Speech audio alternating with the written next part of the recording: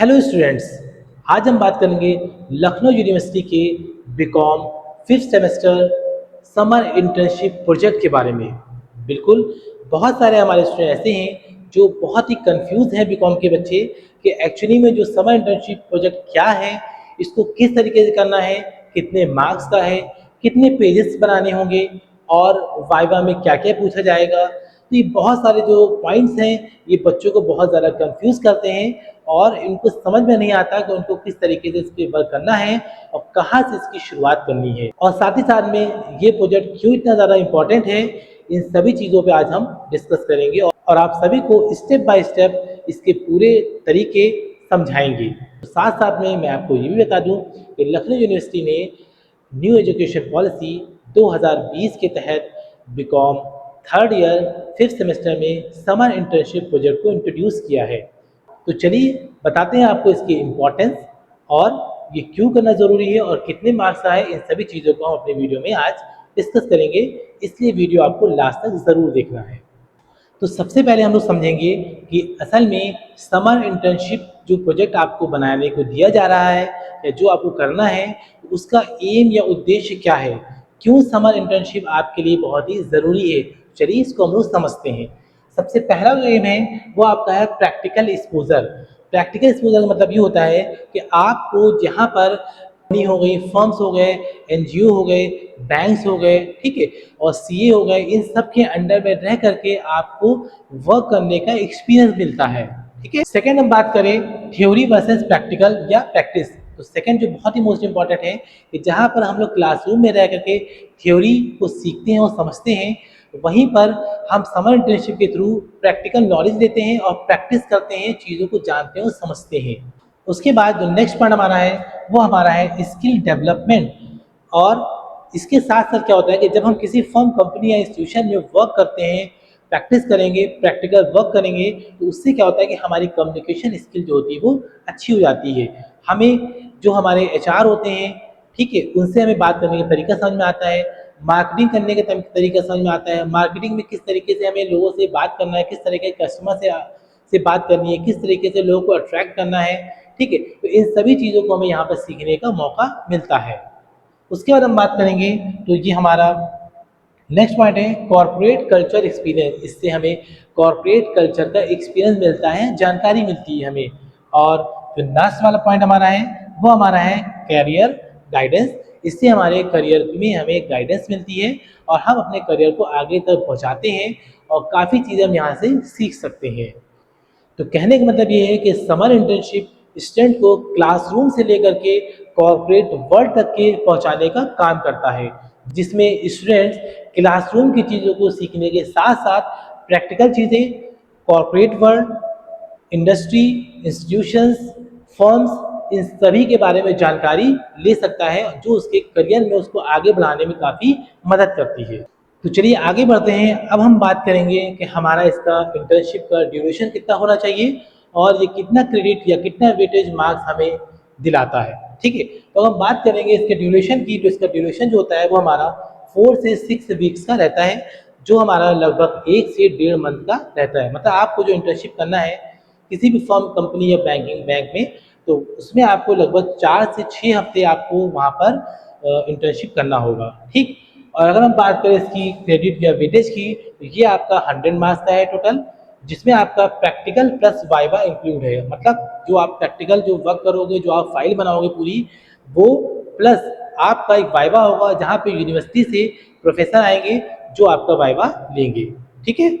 तो अब बहुत से स्टूडेंट के मन में एक क्वेश्चन आता है कि एक्चुअली में ये इंटर्नशिप हम कहाँ कहाँ से कर सकते हैं। तो चलिए इसको भी हम लोग समझते हैं। तो इंटर्नशिप आप कहीं किसी भी सीए या सीएस फर्म से कर सकते हो या किसी सीए के अंडर में कर सकते हो। उसके अलावा किसी बैंक से आप कर सकते हो। उसके अलावा कोई फाइनेंशियल इंस्टीट्यूशंस हैं, वहाँ से आप इंटर्नशिप कर सकते हो। प्राइवेट कंपनीज कोई भी हैं, आप वहाँ से कर सकते हो, जैसे कि मार्केटिंग हो गई, सीएस हो गई, किसी की भी कोई भी इस तरह की अगर कंपनीज हैं तो वहाँ पर आप इंटर्नशिप अपना कर सकते हो। और साथ साथ में अगर कोई एनजीओ हो, स्टार्टअप्स हो, तो यहाँ से भी आप इंटर्नशिप कर सकते हो और इंटर्नशिप का एक सर्टिफिकेट वहाँ से आप इशू करवा सकते हो।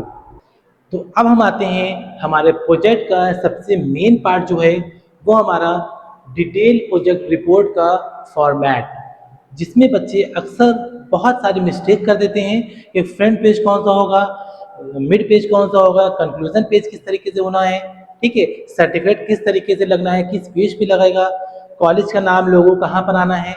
तो इन सभी चीज़ों को हम स्टेप बाय स्टेप आपको समझाएंगे, इसको आपको बहुत ध्यान से देखना और समझना है, ठीक है। सबसे पहले हम बात करेंगे हमारे फ्रंट पेज की। ये कहा नहीं जाता कि first impression is the last impression. तो अगर आपका फ्रंट पेज सबसे बेस्ट होगा, सबसे बेहतर होगा, सारी चीज़ें आपने सीक्वेंस से स्टेप बाय स्टेप लिखी होंगी, तो एग्जामिनर उससे बहुत ज़्यादा इंप्रेस होता है और आपको अच्छे मार्क्स वो देता है, ठीक। तो इसको हमको सीखना और समझना है। तो हमारा जो कवर पेज रहेगा, सबसे पहला जो पेज रहेगा फाइल का, वो रहेगा हमारा उस पे, उसमें आपका सबसे पहले जो आएगा वो यूनिवर्सिटी का नेम और लोगो, यूनिवर्सिटी का नेम और लोगो पेज पे रहेगा। उसके बाद आपका कॉलेज का नेम, लोगो रहेगा। और उसके बाद आप जिस कंपनी से आपने इंटर्नशिप करा है, या फर्म से या बैंक से, उसका नेम और उसका लोगो रहेगा। उसको मैंने लास्ट में लिख रखा हुआ है, लेकिन वो भी आपको यहीं पे करना होगा।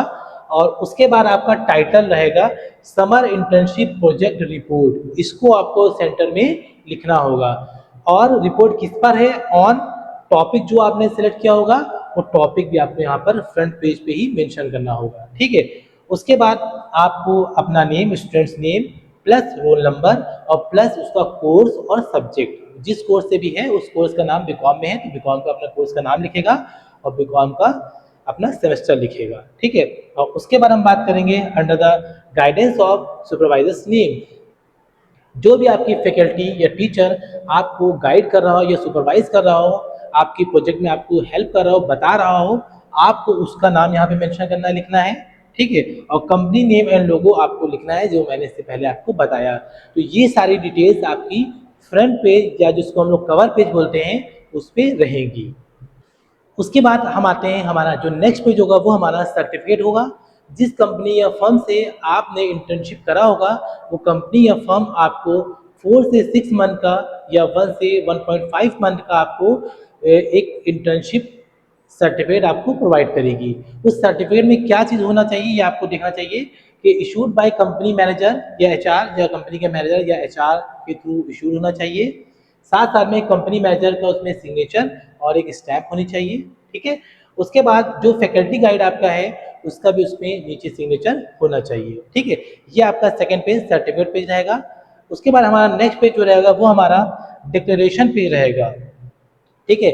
थर्ड पेज रहेगा डिक्लेरेशन। डिक्लेरेशन का मतलब होता है सेल्फ डिक्लेरेशन, जहां पर आप खुद ये डिक्लेयर करते हो कि ये जो इंटर्नशिप है, ये आपने इंटर्नशिप पूरी कंप्लीट करी है, ठीक है। इसमें आपका नाम रहेगा, आपका क्लास रहेगा, आपका टॉपिक रहेगा, किस सुपरवाइजर के अंडर में आपने किया है, इसको आपको नीचे मेंशन करना है। और लास्ट में आपको अपना सिग्नेचर, आपका रोल नंबर और डेट मेंशन करनी होगी, ठीक है। एक सैंपल के फॉर्म में मैंने यहाँ पे एक लगा रखा हुआ है, इसको भी आप देख लीजिए पूरी अच्छी तरीके से।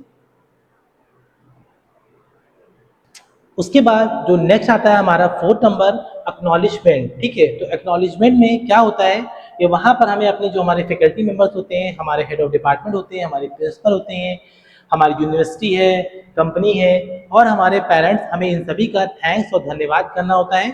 ये चीज़ें हमें अपने एक्नॉलेज में मेंशन करना है। और उसके बाद जो नेक्स्ट हमारा है वो फिफ्थ हमारा है टेबल ऑफ कंटेंट, जो बहुत इंपॉर्टेंट है।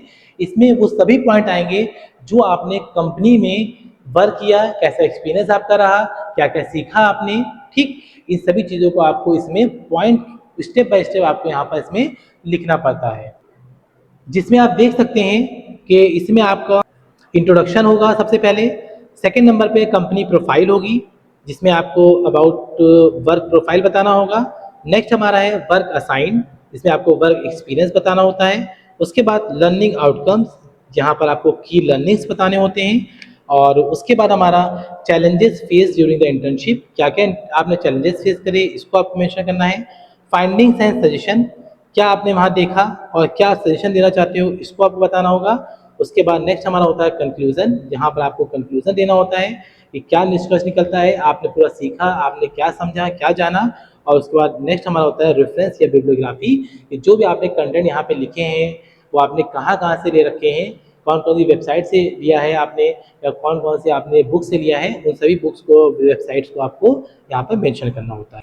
तो टेबल ऑफ कंटेंट में सबसे पहला जो हमारा रहेगा वो हमारा रहेगा इंट्रोडक्शन। इंट्रोडक्शन, किसी भी चीज़ को स्टार्ट करने से पहले हम उसका इंट्रोडक्शन देते हैं, उसके बारे में बताते हैं। तो यहाँ पर भी आपको सेम वही काम करना है कि अगर आप समर इंटर्नशिप प्रोजेक्ट बना रहे हो तो समर इंटर्नशिप प्रोजेक्ट के बारे में आपको एक इंट्रोडक्शन देना है कि ये क्या है, इसका एक और उद्देश्य क्या है, और जो आपका टॉपिक है, जो आपने टॉपिक सेलेक्ट कर रखा है उस टॉपिक के बारे में बताओगे कि अगर हमने जीएसटी ले रखा है या मार्केटिंग का कोई टॉपिक आपने ले रखा है तो इसके बारे में आपको बताना है कि ये हमने क्यों ले रखा है और इससे क्या क्या फायदे हो सकते हैं। ठीक है। और उसके बाद जो नेक्स्ट हमारा है वो हमारा है कंपनी प्रोफाइल। सेकेंड जो पॉइंट रहेगा वो कंपनी प्रोफाइल रहेगा, इसको हम लोग अबाउट वर्क प्रोफाइल भी बोलते हैं। यहाँ पे आपको क्या करना है, यहाँ पे आपको कंपनी, जिस कंपनी में आप इंटर्नशिप कर रहे हो उस कंपनी की डिटेल आपको बतानी होती है कि ये कंपनी हमारी कब इस्टेब्लिश हुई, इस कंपनी का एम, उद्देश्य, लक्ष्य या इसका टारगेट क्या है। ठीक। और उसके अलावा इसकी वर्किंग टाइप क्या क्या है, किस किस टाइप के यहाँ पे वर्क होते हैं, इनका टाई अप किन किन कंपनीज से है और इनकी कहाँ कहाँ ब्रांचेस हैं। तो इन सभी चीज़ों को आपको इस पॉइंट में एक्सप्लेन करना होगा और बताना होगा। उसके बाद जो थर्ड हमारा हेडिंग रहेगी या थर्ड हमारा पॉइंट रहेगा वो हमारा है वर्क असाइन या वर्क एक्सपीरियंस। ठीक है। तो कहने का मतलब ये है कि जिस कंपनी या जिस फर्म में आपने इंटर्नशिप किया है वहाँ पर आपको कौन कौन सा वर्क दिया गया और आपने उसको किस तरीके से हैंडल किया। ठीक है। जैसे फॉर एग्जांपल आपको वहाँ पे कंप्यूटर ऑपरेटर का वर्क दिया गया जिसमें आपको डाटा एंट्री करना था। ठीक है। या आपको कोई अकाउंटेंट का वर्क दिया गया, या आपको सेल्स एग्जीक्यूटिव का वर्क दे दिया गया, या आपने को एमआर का दे दिया गया, या आपको मार्केटिंग का या सेल्स का या कुछ भी इस तरीके का जो भी आपने वर्क वहाँ परफॉर्म किया है उस वर्क को आपको बहुत अच्छी तरीके से एक एक पॉइंट को अच्छी तरीके से आपको वहाँ पर एक्सप्लेन करना है, बताना है, जिससे कि ये सारी चीज़ें क्लियर हो सके कि आपने कौन कौन सा वर्क किया और आपने उस वर्क में क्या क्या सीखा। ठीक है। और उसके बाद जो नेक्स्ट हमारा पॉइंट रहेगा वो हमारा रहेगा फोर्थ पॉइंट, लर्निंग आउटकम्स या की लर्निंग्स। तो कहने का मतलब ये है कि जब आप थर्ड पॉइंट में वर्क असाइन बताओगे कि आपने कौन कौन सा काम आपको दिया गया और कौन कौन सा आपने काम किया, तो आप नेक्स्ट जो पॉइंट आपका लर्निंग आउटकम होगा उसमें आप बताओगे कि आपने जो काम किया वो आपने कैसे किया और क्या क्या आपने उस काम से सीखा। जैसे कि फॉर एग्जांपल अगर आपको जीएसटी टॉपिक था तो आपने जीएसटी सीखा। ठीक है। इनकम टैक्स रिटर्न आपने सीखा। बैंकिंग का वर्क है तो आपने बैंकिंग को सीखा, बैंकिंग किस तरीके से ऑपरेट करना है, बैंकिंग के फंक्शन क्या क्या होते हैं, कहाँ कहाँ पे कितने प्राइवेट बैंक हैं, कितने गवर्नमेंट बैंक हैं। ठीक है। तो इन सभी चीज़ों को आपने सीखा और साथ साथ में आपने कम्युनिकेशन स्किल को सीखा। आपकी कम्युनिकेशन स्किल डेवलप हुई, आपको लोगों से बात करने का तरीका आया, कस्टमर को डील करने का आपको तरीका आया। ठीक। उसके अलावा टीम वर्क आपने सीखा, क्योंकि भाई आप अगर आप सीख रहे हो तो आप टीम के साथ होगे। तो आपने ये भी सीखा कि हमें एक टीम के साथ, एक ग्रुप के साथ रह के कैसे काम करना है और किस तरीके से सबसे बात करके एक अच्छा आउटकम निकालना है। ठीक। और उसके साथ साथ आपने जो बहुत इंपॉर्टेंट चीज़ होती है हमारी, वो होती है हमारी टाइम मैनेजमेंट। टाइम मैनेजमेंट सबसे ज़्यादा इंपॉर्टेंट होता है किसी भी काम को करने के लिए। अगर आपने टाइम मैनेजमेंट से किसी भी काम को किया, सीखा, तो आप 100% आप सक्सेस होगे और आप हमेशा आगे बढ़ोगे, क्योंकि जो इंसान टाइम की कदर करता है, वक्त की कदर करता है, वही इंसान अपनी लाइफ में कुछ अचीव कर पाता है और आगे बढ़ता है। ठीक है। उसके बाद आगे बढ़ते हैं, जो हमारा नेक्स्ट पॉइंट है वो हमारा है fifth point, challenges face during internship. बहुत इंपॉर्टेंट पॉइंट है, अच्छा पॉइंट है कि जब आपने इंटर्नशिप करा 4 से 6 मंथ में तो आपने कौन कौन से चैलेंजेस फेस किए, क्या क्या प्रॉब्लम आपको वहाँ पे हुई। टाइम की प्रॉब्लम हुई, ठीक है, या वर्किंग आपको प्रॉब्लम हुई, या आपको अंडरस्टैंडिंग प्रॉब्लम हुई। ठीक। या आपको कोई प्रॉब्लम है, आप उसको सॉल्व नहीं कर पाए, कोई प्रॉब्लम आपके सामने आई उसको आप सॉल्व नहीं कर पाए। ठीक। तो इस तरह के अगर कोई भी आपने चैलेंजेस फेस किए हैं तो आप उन चैलेंजेस को आपको यहाँ पर step by step, point wise आपको यहाँ पर मेंशन करना है और उसको अच्छी तरीके से समझाना है। ठीक। अगर एग्जामिनर आपसे पूछे या जो प्रोफेसर है अगर वाइवा में आपसे पूछे कि आपने कौन कौन से चैलेंजेस फेस करे, तो आप बेफिक्र होकर के आप उन पॉइंट्स को एक्सप्लेन करो, बताओ, जिससे कि प्रोफेसर को लगे, एग्जामिनर को लगे कि हाँ आपने अच्छी तरीके से आपने चीज़ों को जाना, समझा है और आपने रियल बेसिस पे रह करके आपने इंटर्नशिप को कंप्लीट किया है। ठीक है। और उसके बाद जो नेक्स्ट हमारा है वो 6 पॉइंट हमारा है finding and suggestion. Finding and suggestion का मतलब होता है कि जिस कंपनी फर्म में आपने वर्क किया तो आपने वहाँ पर किन किन चीज़ों को देखा, क्या क्या चीज़ों को आपने देखा कि यहाँ पे बहुत बेहतर है, बेस्ट है, अच्छी है और अच्छा एटमॉस्फेयर है, हेल्दी एटमॉस्फेयर है, कस्टमर रिलेशन अच्छे हैं, यहाँ पर कस्टमर अट्रैक्टिव अच्छे हैं, कस्टमर से अच्छी तरीके से कस्टमर को अच्छी तरीके से अट्रैक्ट किया जाता है, कस्टमर को प्रेफरेंस दिया जाता है और बेस्ट सर्विस प्रोवाइड की जाती है। जो भी आपने वहाँ पे फाइंड आउट किया या देखा, आपने जाना समझा, उन सभी चीज़ों को आपको यहाँ पे मेंशन करना है और साथ साथ में आपको यहाँ पर सजेशन भी देना है कि अगर आपको ऐसा लगता है उस कंपनी फर्म में किसी चीज़ की कमी है या कोई चीज़ अच्छी तरीके नहीं हो पा रही है, तो आपको उसके सजेशन में वहाँ पर मेंशन भी करना है कि आपको कौन कौन से पॉइंट, क्या क्या चीज़ें आपको इस कंपनी फर्म में सही नहीं लगी, तो आपको ये सजेशन भी यहाँ पर आपको देना होगा। ठीक है। उसके बाद जो नेक्स्ट पॉइंट हमारा है वो हमारा है कंक्लूजन। कंक्लूजन बहुत इंपॉर्टेंट पॉइंट होता है जो आपको किसी भी प्रोजेक्ट को बनाने में या किसी भी फाइल को असाइनमेंट को बनाने में लास्ट में आपको कंक्लूजन या निष्कर्ष देना होता है, बताना होता है कि जो आपने इंटर्नशिप किया, सीखा, समझा, तो उससे क्या परिणाम निकला, क्या आपने जाना, क्या सीखा, किस किस चीज़ों को आपने थ्योरी से प्रैक्टिकल वे में कन्वर्ट किया और जाना सीखा, किस तरीके से आपने जो अकाउंटिंग या जो मार्केटिंग या जो मैनेजमेंट आप जो क्लास में थ्योरी बेसिस से पढ़ते हो, तो आपने प्रैक्टिकल जब आपने कहीं वर्क किया तो आपने कैसे सीखा, कैसे उस थ्योरी को आपने उसमें यूज़ किया, ये जानना आपके लिए बहुत ज़रूरी है और इन्हीं सब चीज़ों को आपको अपने कंक्लूजन में मेंशन करना होगा। जब आप इन सब चीज़ों को करोगे, लिखोगे, तो आप खुद देखोगे कि आपने कितनी अच्छी चीज़ें सीखी हैं। कहीं से पेस्ट कर लेना या बना लेना या खाली कॉपी पेस्ट कर लेना, इससे हम कुछ सीख नहीं पाते हैं। सीखना सीखते हम तभी हैं जब हम खुद युद्ध के मैदान में उतरते हैं, जब हम खुद उतरेंगे, खुद जानेंगे, सीखेंगे, समझेंगे, कहीं प्रैक्टिस करेंगे, कहीं जॉब करेंगे, प्रैक्टिकल वर्क करेंगे, तब हमें चीज़ों के बारे में समझ आएगा और हमें अच्छी जानकारी मिलेगी और हम अपनी लाइफ में आगे बढ़ पाएंगे। ठीक है। और उसके बाद जो हमारा नेक्स्ट और लास्ट पार्ट रहेगा वो हमारा रहेगा रेफरेंस या बिब्लियोग्राफी।